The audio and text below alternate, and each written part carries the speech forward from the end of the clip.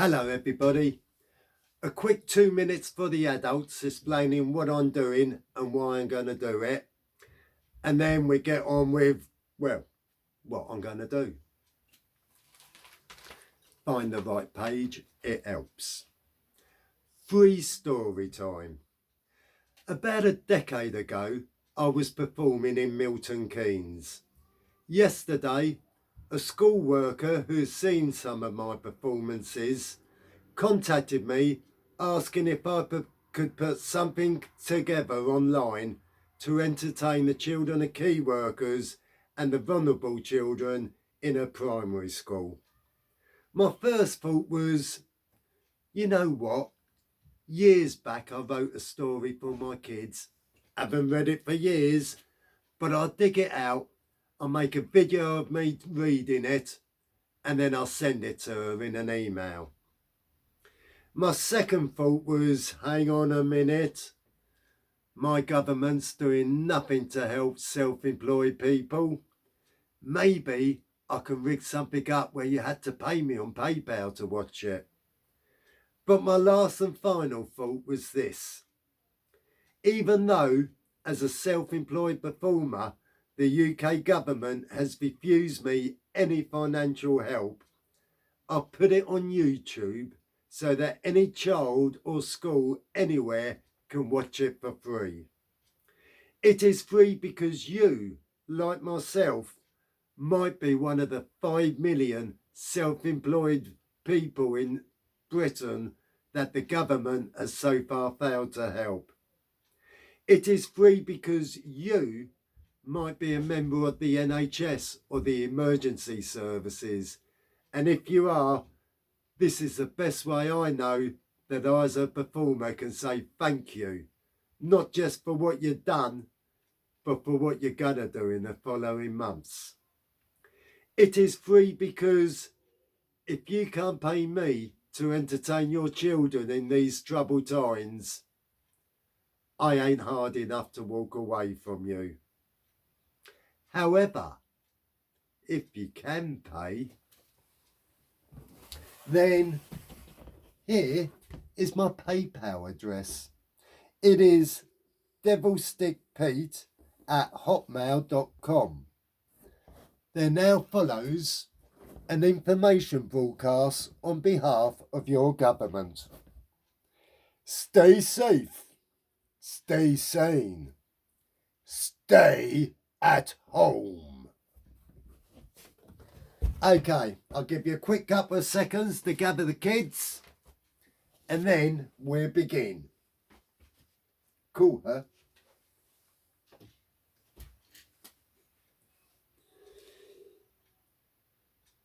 Are you sitting comfy? I said, are you sitting comfy?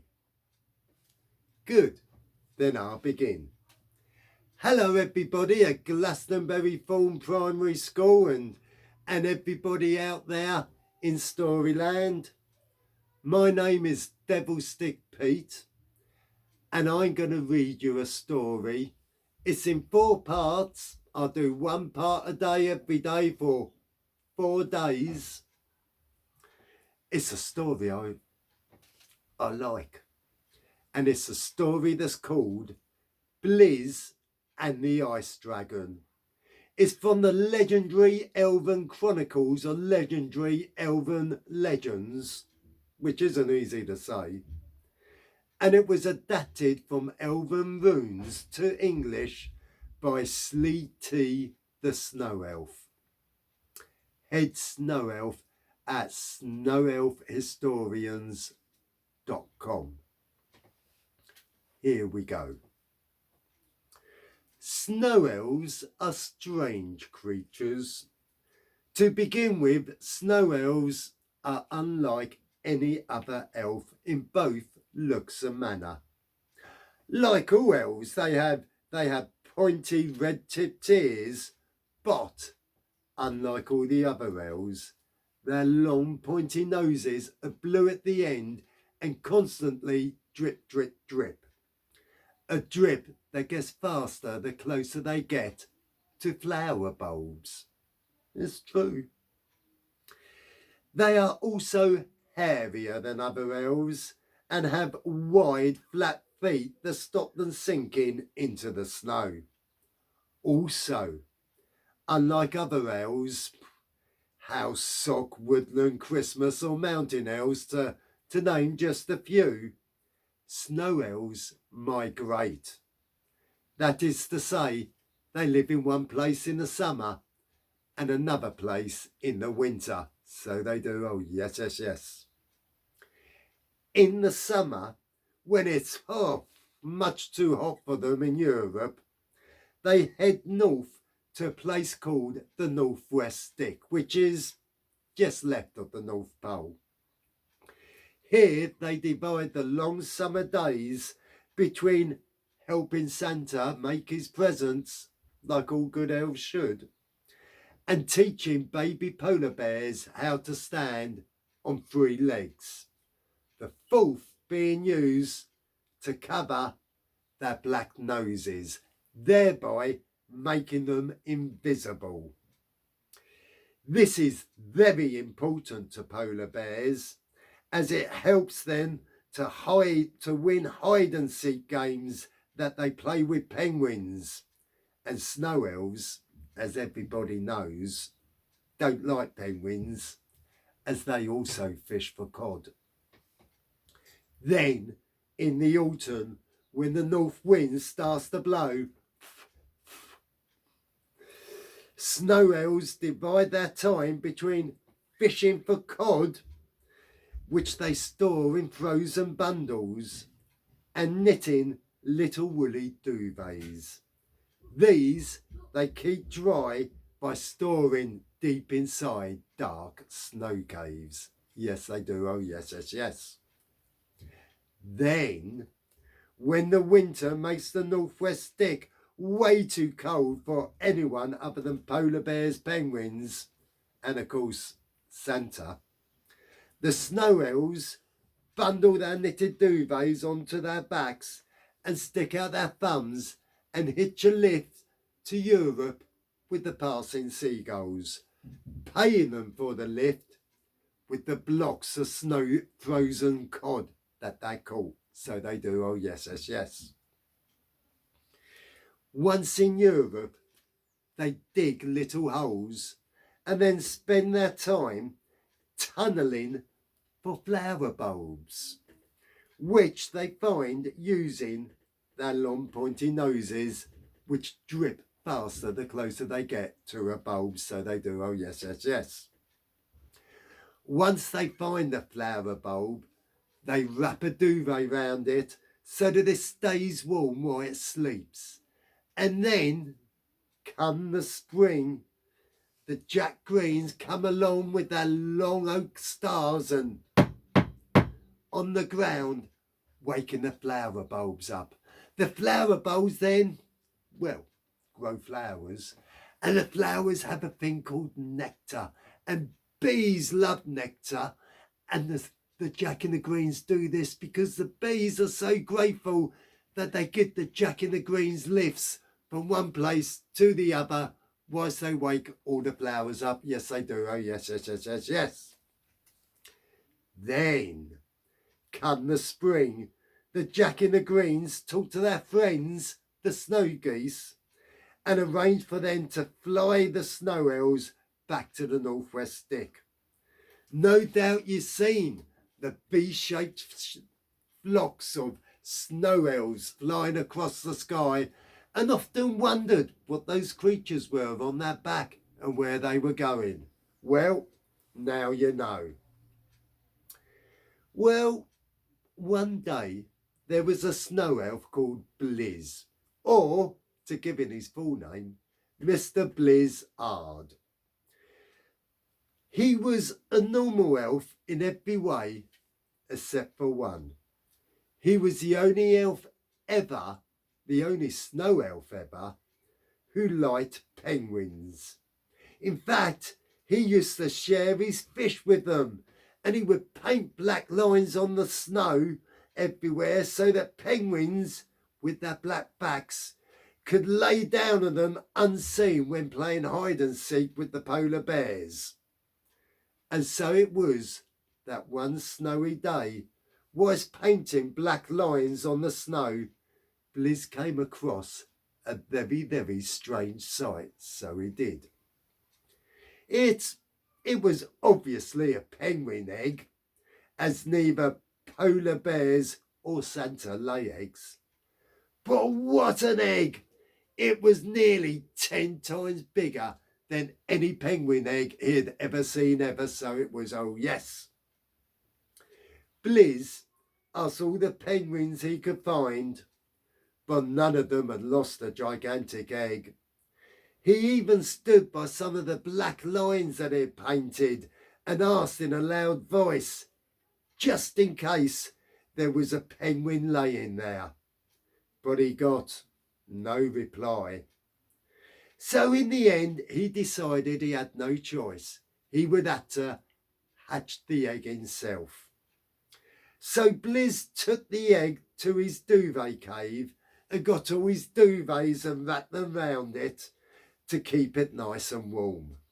Well, he must have kept it very warm enough indeed, as one day, just as the sun was rising over the snow-covered fields, he heard a tap, tap, tap coming from inside the egg. It's hatching, it's hatching, he cried, and started running around getting boiling hot water and collecting clean towels and he had no idea what he was going to do with them. But if there's one thing he did know, it's this. Whenever there was a newborn, you needed lots of hot water and clean towels. So you do, oh yes, yes, yes. Remember that, it might be important when you grow up. Then there was a loud cracking noise, and the end of a beak popped out of a hole in the egg. Blizz, well, he stopped running round and stared at it for a very long time. It didn't look like any penguin beak he'd ever seen ever. It was ice white, knobbly, big and very, very long. He said to himself, that be one strange looking beak, is that? Then the beak disappeared it back into the egg and was replaced by an eye. Blizz moved closer and examined the eye. He said to no one in particular, that's one strange eye. Penguins, they be having small, black, soft-looking eyes, not big, crystal white eyes with a piercing glare.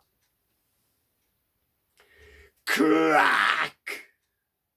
Another 2 holes appeared, this time at the back of the egg, and out of them, thrashing to and fro, was a long white scowly tail.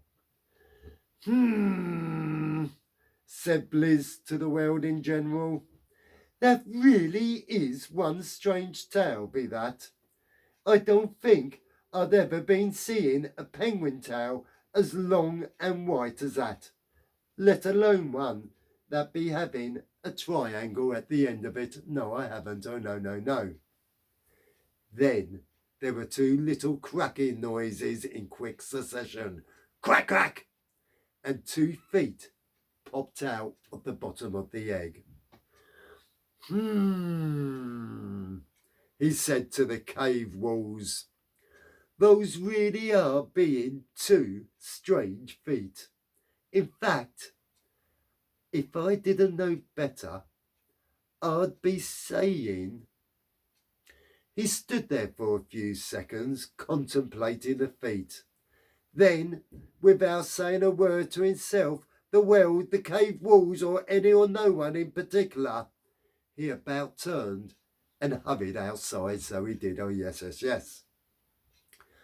Once outside, he looked around for one of his freshly painted black lines and, After finding one, he felt along it until he found a lumpy bit. "Oi, do you mind?" squeaked an annoyed penguin as he held it upside down. "I was playing a rather important game of hide-and-seek there." Blizz ignored his protest and examined the penguin's feet with a worried look on his face. "Short, orange and webbed," he said to himself. Then he put the penguin down near the black line and headed back to the cave. "Found you," said a gruff bare voice behind him. "Now it's my turn to hide." Blizz stood before the egg staring at the 2 feet. "Long, bluey greyish, with silver tannins," he said to the cold steel air. He was about to go outside and ask the penguin if their feet change and shrink as they grow, when suddenly the egg began to shake. Woohoo! Little cracks appeared all over it. Then, for a second that seemed to last a year, nothing happened. The egg didn't move, the air didn't stir, and Blizz daren't breathe. All was still. Kabang! The egg exploded and bits of shell went flying everywhere, causing Blizz to dive behind a large rock for fear of getting little bits of exploding eggshell stuck up his nose. Snow elves are very proud of their long noses. They take great care of them and try very, very hard to never ever have exploding eggshell stuck up them. Blizz looked up from behind the rock at the sight that stood before him. It was a large, ice-white, leathery, bird-like creature with 2 large feet, 2 little claw hands, big, wide, flapping wings, and a long neck that ended in a scowly head with 2 long, swept-back horns and 2 white, piercing, staring eyes.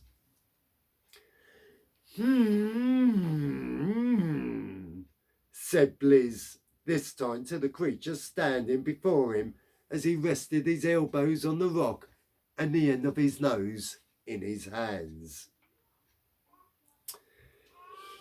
"I do be thinking that you might be an ice dragon, so you might."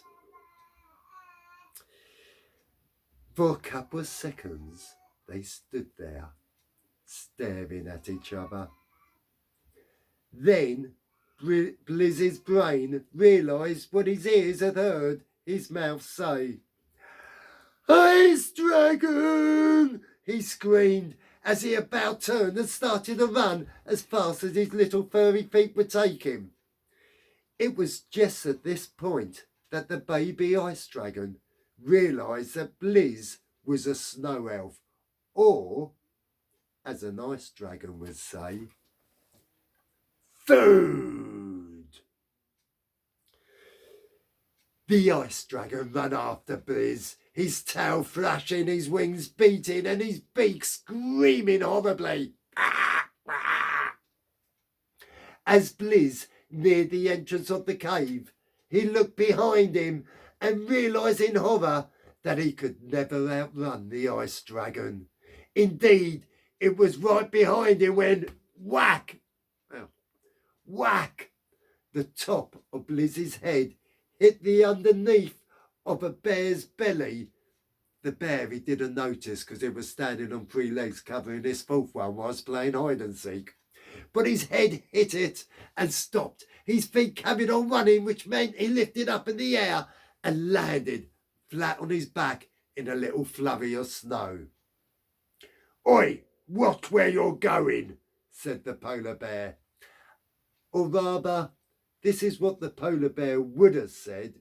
However, it was interrupted by the ice dragon who, being somewhat larger than the bear, tripped over the polar bear and went flying, soaring through the air, stopping only when its long, knobbly beak impaled itself into a pine tree. Kapang! As the ice dragon struggled to free itself, pushing with its feet and its little claws. So, Mr. Blizz, the snow elf, he got to his feet and he went running off in the direction of the Snow Elf King's castle, screaming, "Ice dragon! Ice dragon! Ice dragon!" at the top of his voice, so he did. As for what happened next, well, that's another story for another day. I really hope that you enjoyed the first chapter of Blizz and the Ice Dragon. I will video the next chapter tonight and put it online for you tomorrow. Scout's honour. Bye bye. Oh, and before I go, just in case you're really, really rich,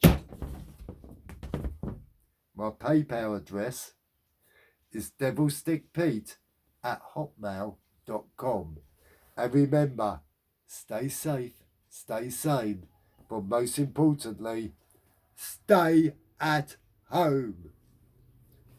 Or school if you're still going. Bye bye.